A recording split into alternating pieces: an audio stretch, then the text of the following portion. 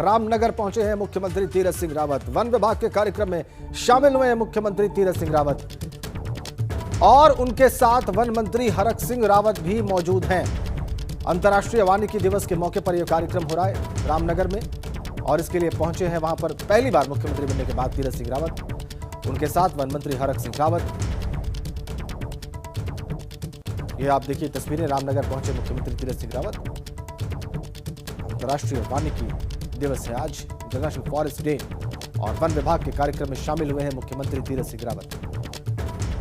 One विभाग उत्तराखंड जैसे राज्य के लिए बहुत अहम, बहुत महत्वपूर्ण विभाग, अच्छा खासा हिस्सा वहां पर वनों से आच्छादित है और इसलिए भी मुख्यमंत्री आज अंतर्राष्ट्रीय वानिकी दिवस के अवसर पर वहां पर पहुंचे हैं वन विभाग के कार्यक्रम में शामिल होने के लिए।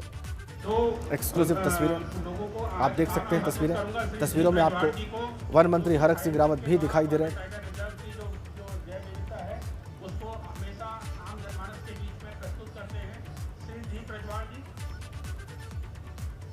एक्सक्लूसिव फुटेज रामनगर से।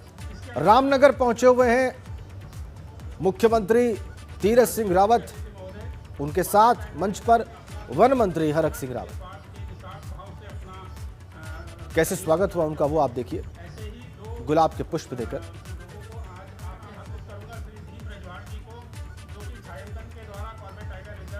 आज अंतर्राष्ट्रीय वानिकी दिवस,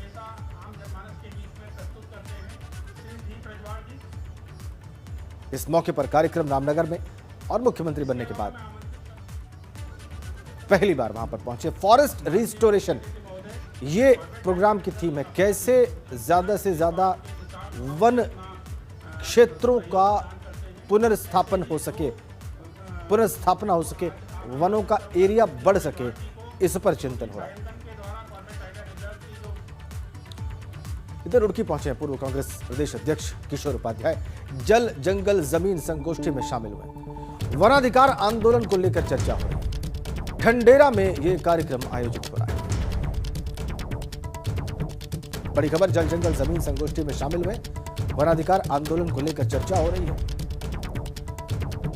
खंडेरा में आयोजित हो रहा है कार्यक्रम।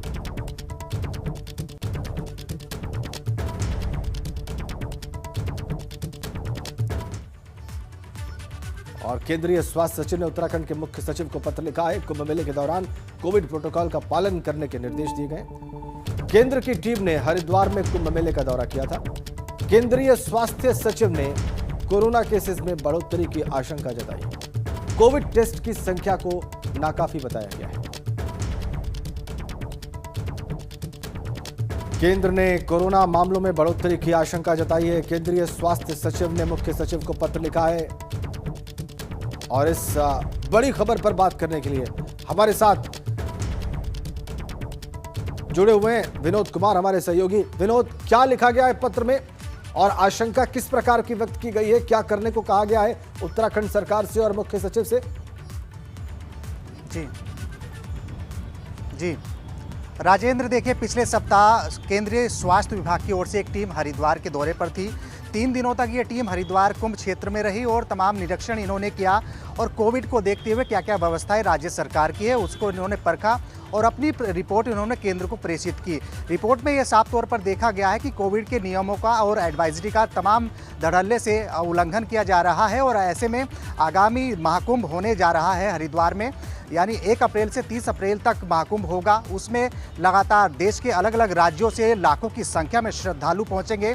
तो ऐसे में एक बड़ी लापरवाही यहाँ पर शासन और सरकार की देखी जा रही है और ऐसे में जहाँ पूर्व में सीएम यानी त्रिवेंद्र सिंह रावत ने जो सख्ती और एडवाइजरी और नियमों का पालन करने के लिए एक आदेश जारी किया था, तो उसको नए मुख्यमंत्री तीरथ सिंह रावत ने बिल्कुल पलट दिया है। तो ऐसे में उन्होंने साफ तौर पर यह भी कहा है कि पूरे देश से यानी देश विदेश से जितने भी श्रद्धालु आएंगे वो बेरोक टोक अब हरिद्वार महाकुंभ में आ सकते हैं।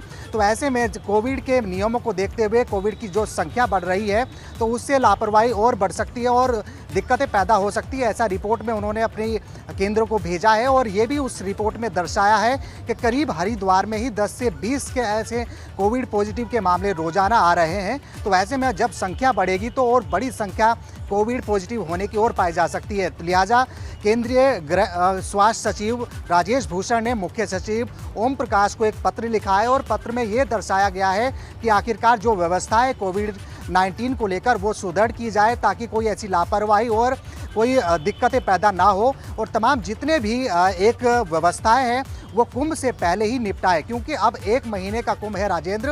और ऐसे में हम लगातार देख रहे हैं कि देश के तमाम अन्य राज्यों में कोविड की संख्या और जो मरने की आंकड़ा है वो बढ़ता जा रहा है। महाराष्ट्र की अगर बात करें और या फिर गुजरात की बात करें, इन तमाम ऐसे राज्यों में संख्या बढ़ रही है। तो ऐसे में मोटे तौर पर विनोद सबसे बड़ी बात क्या करने के लिए कहा गया है उत्तराखंड सरकार से और मुख्य सचिव से? सबसे बड़ा मेजर क्या लेना होगा, क्या तरीका हो सकता है जिससे कि कुंभ भी हो जाए और बढ़ते कोरोना केसेस का जो प्रभाव है या दुष्प्रभाव है वो इस कुंभ पे ना पड़े या कम से कम पड़े? इसके लिए सबसे बड़ी बात क्या सजेस्ट की गई?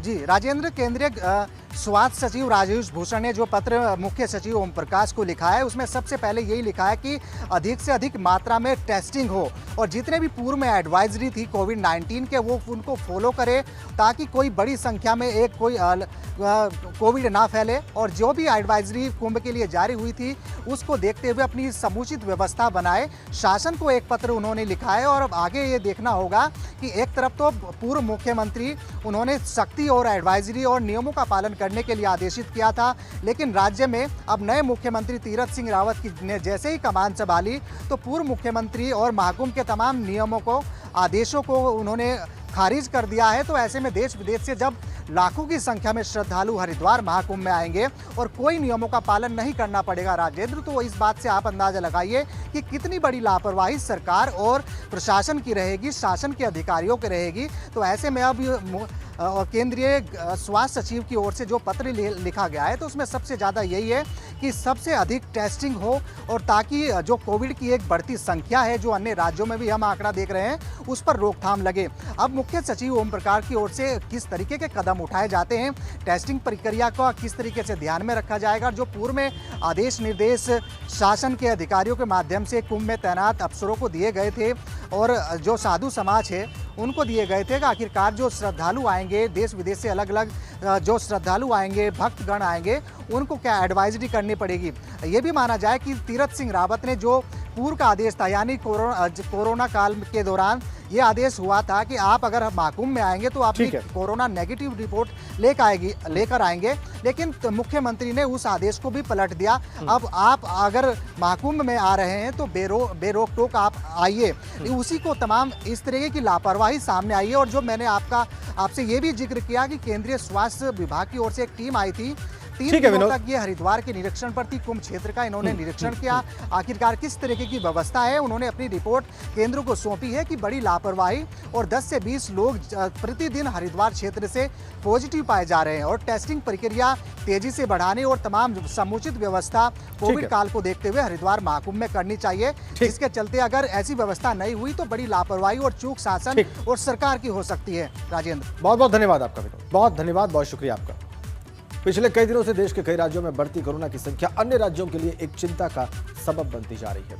उत्तराखंड की अगर बात करें तो उत्तराखंड में लगातार संख्या में तो कोरोना की रफ्तार धीमी रही है, लेकिन अब महाराष्ट्र और गुजरात जैसे राज्यों में लगातार मौत और संख्या के आंकड़ों में होती बढ़ोतरी उत्तराखंड की बेचैनी को बढ़ा रही है। उधर हरिद्वार से सांसद और केंद्रीय मंत्री रमेश पोखरियाल निशंक का कहना है कि कुंभ भव्य होगा, दिव्य होगा, लेकिन तमाम एडवाइजरीज और नियमों का पालन भी किया जाएगा।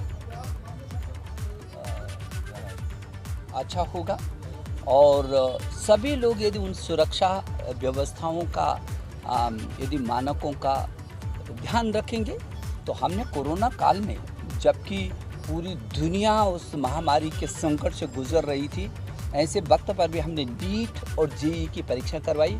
दुनिया की कोरोना काल की सबसे बड़ी परीक्षा नीट कराने में हम सफल रहे।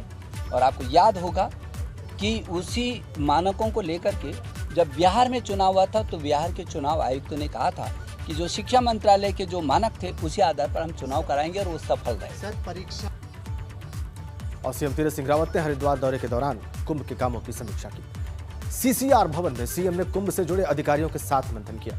इस दौरान अधिकारियों से कुंभ से जुड़े कामों की जानकारी भी उन्होंने ली। मीटिंग में केंद्रीय मंत्री निशंक भी मौजूद रहे। सीएम के निर्देश है कि कुंभ के अधूरे पड़े कामों को जल्द से जल्द पूरा किया जाए।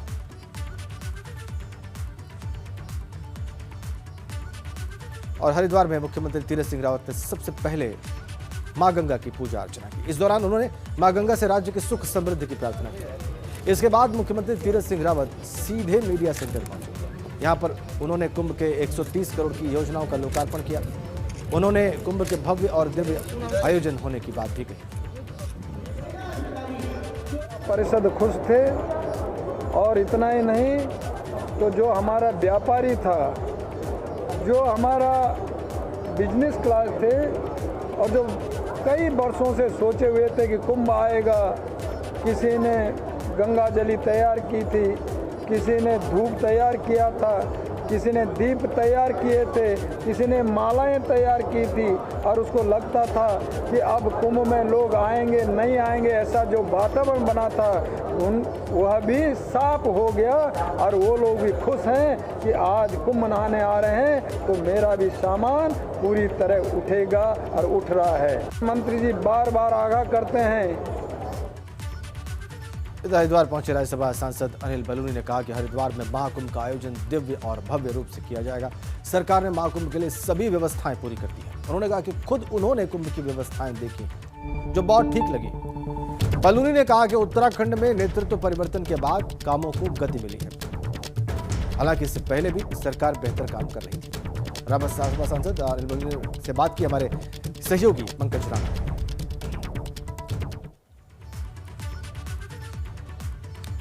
हो चुका है और सरकार अपने स्तर से तैयारियों में जुटी है। हमारे साथ बातचीत करने के लिए राज्यसभा सांसद अनिल बलूनी जी हैं, वो मीडिया प्रभारी भी हैं राष्ट्रीय। सर, हरिद्वार आए हैं आप, किस तरह की अभी प्राथमिक तौर पर आपने तैयारियां देखी हैं और क्या आयोजन में आपको लग रहा है? देखिए, हरिद्वार में जो सरकार के स्तर का काम है, जो सरकार को करना है, वह लगभग सब पूरा है। सरकार तैयार है, हरिद्वार तैयार है। श्रद्धालु आने हैं, जो पिछले स्नान हुए उसमें भी लोग आए हैं, तो मुझे लगता है कि सारी तैयारियां बहुत अच्छे से हुई हैं और हरिद्वार कुंभ के लिए पूरी तरह से तैयार है। एक जो महाकुंभ है वह होगा और पूरे देश के श्रद्धालु आएंगे। हम लोगों के लिए भी बड़ी गर्व की बात है और हम लोगों के लिए एक अवसर की बात भी है कि कुंभ में हम उत्तराखंड की संस्कृति को, उत्तराखंड का जो हमारा पूरा प्रदेश है उसको दिखाने का अवसर रहेगा हमारे लिए। हम इस अवसर का इंतजार कर रहे हैं। जिस तरह सर कोविड के केस बढ़ रहे हैं, फिर से एक बार महाराष्ट्र, दिल्ली अलग अलग बढ़ रहे हैं, वहाँ के लोग भी यहाँ आएंगे, तो क्या वो एक चुनौती के तौर पर नहीं हो सकता है? अगर हम उसको कम करते हैं तो फिर महाकुंभ का आयोजन भव्य नहीं हो पाएगा। देखिए, निश्चित तौर पे जो पिछले कुछ दिनों से दिखा है, लास्ट एक हफ्ते से जो जिस तरह का ट्रेंड दिख रहा है वह चिंता की बात है। लेकिन मैं आपको ये बताना चाहता हूँ कि जो हमारी सरकार है वह कोई भी निर्णय, कोई पॉलिटिकल निर्णय ये नहीं है, ये साइंटिफिक निर्णय होगा, ये वैज्ञानिकों के द्वारा तय होगा, ये एक्सपर्ट्स के द्वारा तय होगा। जिस तरह की कोविड में एक्सपर्ट्स की राय होगी उस प्रकार से हमारी सरकार करेगी। हम कोई इसमें ऐसा नहीं है कि कोई ये पॉलिटिकल निर्णय हो, इसको जो साइंटिस्ट जो कहेंगे उस प्रकार से निर्णय लिया जाएगा। धन्यवाद एबीपी से बात करने के लिए। ये थे अनिल बलूनी जी जो हरिद्वार दौरे पर हैं और उन्हें कई चीज़ें स्पष्ट की हैं हमसे एबीपी से बात करने के लिए, और कुंभ के लिए भी वो साफ तौर पर कह रहे हैं कि कुंभ का दिव्य और भव्य आयोजन होगा। हरिद्वार से सहयोगी संजय कुमार के साथ पंकज राणा, एबीपी का। राज्यसभा सांसद अनिल बलूनी ने कुंभ के कामों का जायजा लिया है और विश्वास व्यक्त किया है कि कुंभ का आयोजन भव्य होगा और दिव्य होगा। वो संतुष्ट दिखाई दिए कुंभ के कामों से, लेकिन चुनौती बड़ी है बढ़ते कोरोना के मामलों के बीच में, और इसीलिए केंद्रीय स्वास्थ्य सचिव ने मुख्य सचिव को पत्र लिखा है। अनिल बलूनी जो कि राज्यसभा सांसद हैं बीजेपी के उत्तराखंड से, उन्होंने कुंभ के कामों का जायजा लिया है और संतुष्ट दिखाई दिए हैं वो कुंभ की तैयारियों से। उत्तराखंड के सल्ट में होने जा रहा विधानसभा उपचुनाव सूबे के नए मुख्यमंत्री और नए प्रदेश अध्यक्ष मदन कौशिक के लिए कोई अग्नि परीक्षा से कम नहीं है।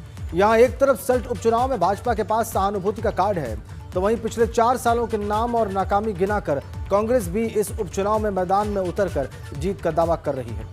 अब सल्ट विधानसभा उपचुनाव को लेकर दोनों ही राजनीतिक पार्टियों ने अपनी जीत का दावा कर दिया है। आगामी 17 अप्रैल को विधानसभा सीट पर उपचुनाव होना है और इसके चलते दोनों राजनीतिक पार्टियां अपनी जीत दर्ज करने के लिए प्रयास किए हुए हैं। जीना जी के प्रति एक तरह से जो सिंपैथी, एक तरह से कहना चाहिए कि जीना जी उस क्षेत्र में जिस प्रकार से लोकप्रिय थे और उस क्षेत्र के विकास के लिए वो लगातार प्रयास कर रहे थे और एक तरह से वो उनका एक विजन था सल्ट विधानसभा को लेकर के, लेकिन असामयिक उनकी मृत्यु के कारण ये चुनाव हो रहा है। और उन्होंने विकास के बहुत सारे काम उन्होंने इतने कम समय में सल्ट विधानसभा में कराए हैं। लोग, जनता, वहाँ की जनता उन विकास के कार्यों को देख रही है और उनके आधार पर उनको याद भी कर रही है। एक उपचुनाव जब होता है और रूलिंग पार्टी होती है तो निश्चित तौर पे सहानुभूति, वहाँ पर विधायक सिटिंग जो है वो बीजेपी के थे। भारतीय जनता पार्टी के पास धन बल है, भारतीय जनता पार्टी के पास हर तरह का आंकड़ा है चुनाव में उलटफेर करने का, लेकिन जनता में जो असंतोष है और गुस्सा है, मुझे लगता है सल्ट विधानसभा में परिणाम विपरीत आने वाले हैं। और हमारे तो प्रदेश के प्रभारी देवेंद्र यादव जी ने आज ही फेसबुक लाइव करके राज्य के मुख्यमंत्री जी को चुनौती दी है कि आप आइए सल्ट में चुनाव लड़िए। उत्तराखंड के कैबिनेट मंत्री गणेश जोशी ने मसूरी के 17 परिवारों को सीएम विवेकाधीन कोष के चेक वितरित किए। जोशी ने कहा कि शिफन कोट में निवास करने वाले सभी व्यक्ति अवैध रूप से रहते थे, जिस वजह से उन्हें हटाया गया, लेकिन सभी को सहायता प्रदान करना उनका नैतिक कर्तव्य है। उन्होंने कहा कि इन सभी परिवारों को आवास दिए जाने के लिए नगर पालिका ने जगह दी है, लेकिन 32 मकान ही मिल पाएंगे। इसका निर्माण 31 मार्च के पहले होगा। देखिए, कुछ लोग भ्रामक प्रचार कर रहे हैं कि मसूरी में लॉकडाउन लग गया है। मैं आने वाले देश के विभिन्न भागों से जो पर्यटक मसूरी आना चाहते हैं उनसे निवेदन करना चाहता हूं कि मसूरी में सिर्फ एक क्षेत्र बालूगंज, वहां पर कंटोनमेंट जोन बनाया गया है। मसूरी में ऐसी कोई समस्या नहीं है। माननीय मुख्यमंत्री जी ने कुंभ के लिए भी सबको आने की इजाजत दे दी है। सिर्फ आप मास्क और सैनिटाइजर का प्रयोग करें और कहीं भी कोई लॉकडाउन या प्रकार की कोई कानूनी भी कोई आदेश यहाँ पर सरकार द्वारा नहीं दिए गए हैं। इधर श्रीनगर गढ़वाल क्षेत्र के आसपास के जंगल धू-धू करके जल रहे हैं। प्रशासन आग पर काबू पाने में जुटा है। आवासीय बस्तियों से करीब 200 मीटर की दूरी पर जंगल जलने से स्थानीय लोगों में दहशत है। पहाड़ों में इस साल मार्च महीने में ही जंगल जलने शुरू हो गए। लंबे समय से बारिश न होने के कारण जंगलों की आग बहुत तेजी से फैल रही है और इस पर काबू पाना वन विभाग के लिए भी चुनौती बना हुआ है। बीते 2 दिनों से कीर्तिनगर क्षेत्र के बडियारगढ़ सिल्काखाल के जंगलों में लगी आग से जंगल जलकर खाक हो गए। दूसरी ओर शनिवार देर शाम से श्रीनगर से सटे एठाणा डांग के जंगलों में भी आग लगी हुई।